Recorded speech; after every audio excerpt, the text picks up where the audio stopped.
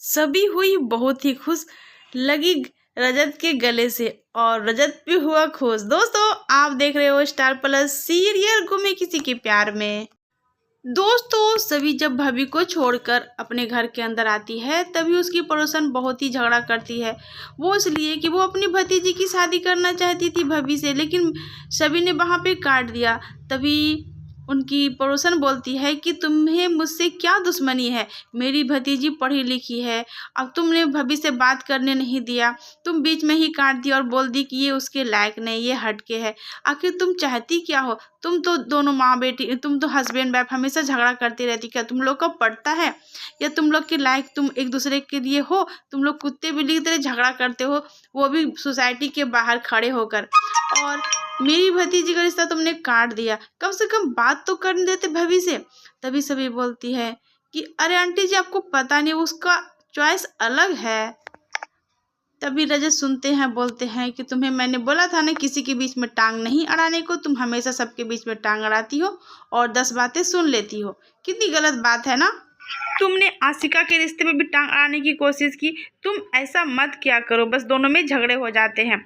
तभी सभी अंदर चले जाती है और रजत भी अंदर चले जाते हैं। कुछ देर के बाद सभी जब बाहर निकलती है तो वहाँ पे एक पीली सी स्कूटी देखकर बहुत ही खुश होती है और उसमें लिखा भी होता है सभी का नाम।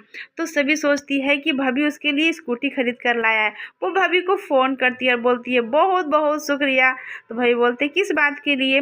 तुमने मेरे लिए स्कूटी भेजी है जो मेरे पसंद की है, मेरे बचपन की स्कूटी जिस पे मैं घुमा करती थी। आज तुमने बचपन का सपना फिर से पूरा कर दिया।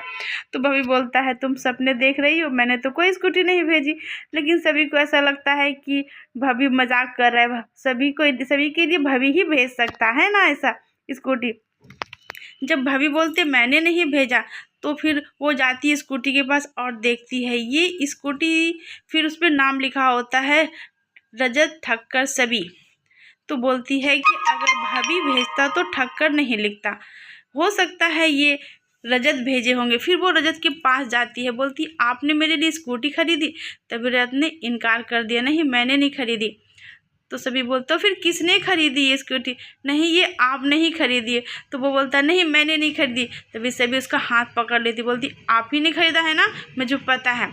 तभी रजत बोलते हाँ तुम सपने देख रही थी, तुम बता रही थी सही को कि मेरे पास ऐसी स्कूटी होती थी वैसी होती थी, इसलिए मैंने खरीद दिया, तुम्हारा सपना पूरा कर दिया।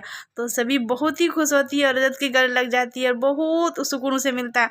और रजत भी ये देखकर बहुत खुश हो जाते हैं, दोनों की प्रॉब्लम सॉल्व हो जाती है, झगड़ा ख़त्म हो जाता है। तभी रजत बोलते हैं ठीक है इस पे तुम सभी को सही को घुमाने ले जाना। वो बहुत ही खुश होती है क्योंकि उसे हमेशा शिकायत रहती थी कि मैं मम्मी को कोई सरप्राइज नहीं देता, इसलिए मैं खरीद कर ले आया हूँ।